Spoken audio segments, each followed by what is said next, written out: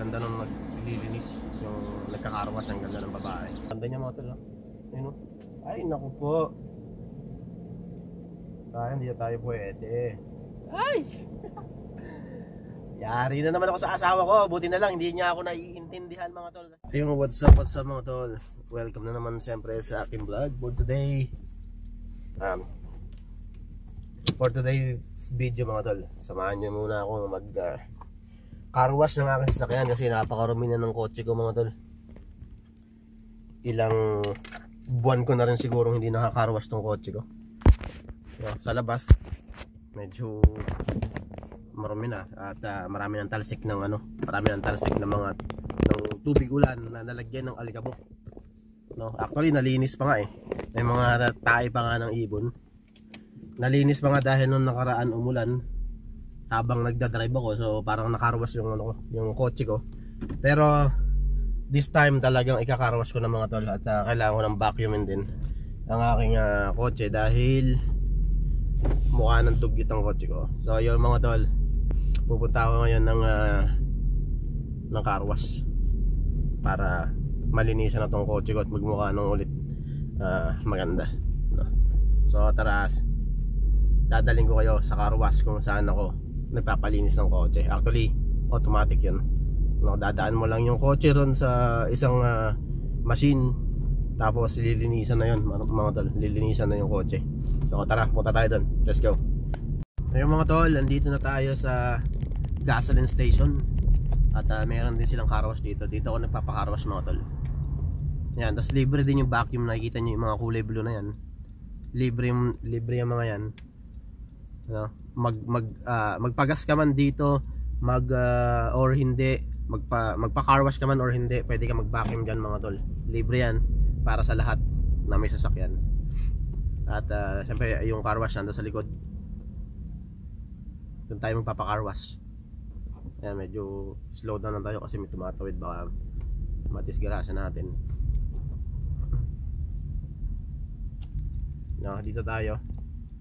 Yan, siyempre yung daily lang yung ating. Uy, nagtaas na sila ng daily mga tol. $9 na $8 lang yan nakaraan eh. So $9. Okay, $9 mga tol. $9 ang bayad. So bibigyan tayo ng $10. Susuklian nila tayo ng $1 siyempre. Hi. Just daily. Yeah, $9. So, thank you. May libre tayong panglinis ng dashboard mga tol. Ang ganda nung ngayon mga tol. Ang ganda nung naglilinis, yung nagkakarwas, ang ganda ng babae. Pakita ko sa inyo.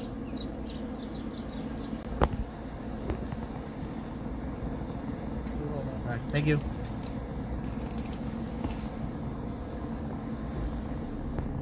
Ayun mga tol, nakikita nyo, ang ganda-ganda niya talaga. My goodness. Aha. Oh.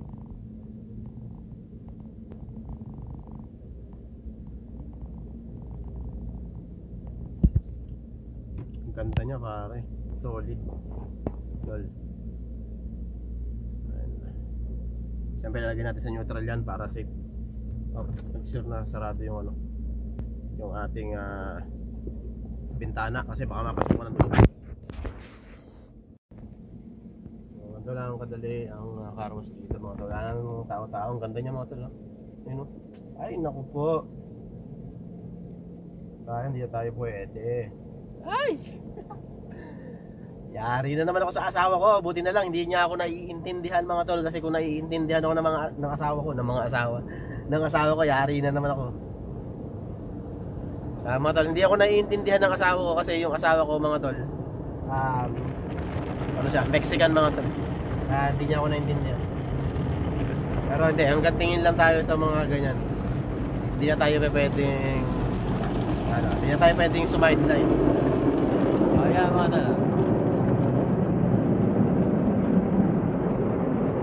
wag sana kaming magkatamaan nung nasa harapan ko. Kasi minsan nagmamalfunction mga tol.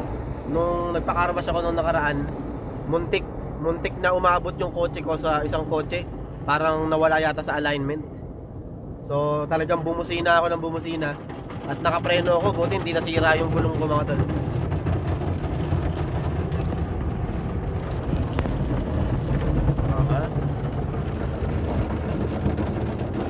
Mamaya pogi-pogi na yung kotse ko mga tol.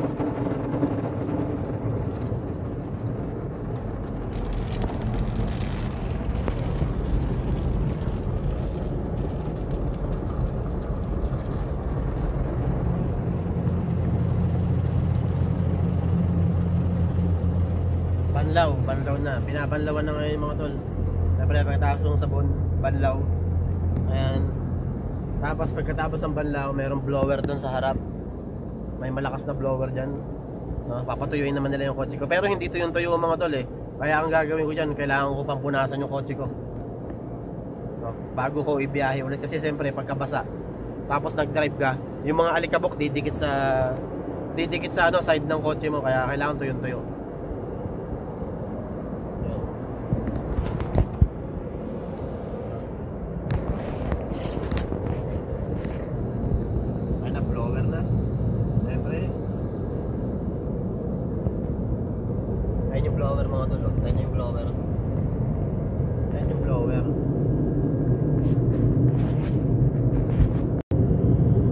Rin yan, saka tayo mag-go mga tol. Siyempre kailangan natin i-go yan dahil go na. Alright, let's go. Ito naman tayo pwesto sa may vacuum area para patuyuin na yung kotse ko. At siyempre babacuumin ko na rin to. So ganoon lang, pabilis. Naka $9 lang. Noong nakaraan $8 lang yan eh. Pero daily lang yung mga tol. Kung gusto mo naman talaga yung pagka makikipag-date ka, yung pag makikipag-meet ka sa mga jowa mo, sa mga jowa, no, maraming jowa, meron yung nakalagay doon, date night. So ibig sabihin nun talagang makintab na makintab yung kotse mo nun, pati gulong makintab.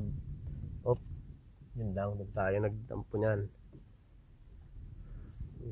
Wala mga tol, walang bakante. Dito lang ako dito ako sa pwesto na to tawag niya to, nagbabacuum. Pero dahil walang bakante dito lang tayo. Dito ko napupunasan yung aking kotse sa parking lot. Medyo mainit nga lang pero okay na yan. Sana huwag tumama ang aking bumper. Yun gusto na yan mga tol. Dito na tayo magpapatuyo ng kotse. Pupunasan ko lang. So yun mga tol, pupunasan ko na, let's go. Ayun mga tol, syempre kukuha na tayo ng basahan. Ayun, may mga recycling pa ako dito mga tol. Ayun yung para sa project natin na Widman Movement mga tol, kasama si brother Billy Jack Sanchez. At syempre ito yung pamunas natin mga tol. Ito ang microfiber towel. Hindi ka pwedeng basta-basta gagamit ng towel sa iyong kotse, dahil pag gumamit ka ng hindi microfiber mga tol, magagasgas yung kotse. So kailangan microfiber. Unahin natin yung harap mga tol para malinis talaga. Medyo actually parang hindi masyado nalinis eh. Talagang matagal ko nang hindi nililinis. Kaya nagkaganto yung salamin Pero ayos lang yan. Actually hindi ko na pala pupunasan yan. Mamaya ako na pupunasan yan ng tawag nito, na glass cleaner. Kasi kung pupunasan lang natin basta-basta yan, hindi matatanggal yung dumi. Yan, kaya actually retas-retas lang naman to mga dal eh. Tapos mamaya i-wax natin yan pagka may time pa. Yan na. Kawawa naman yung kotse ko, may mga gas na kawawa naman ang aking kotse. Hindi na matanggal yung mancha mga tol. Ang tamad kasi ng may-ari. Ng kotse mga tol eh. Yun mo. Dati nung sinabi ko yung nangangarap ako magkaroon ng kotse, sabi ko aalagaan ko yung kotse, lilinisin ko palagi. May kotse hindi ko naman nalilinisan. Yan yung kotse natin mga tol. Maka naman malinis kahit pa paano. Pero may mga gas no. Yung mga talsik ng bato mga tol eh. Pag nagdadrive ka sa kalsada, hindi talaga maiwasan yung matatalsikan ng bato.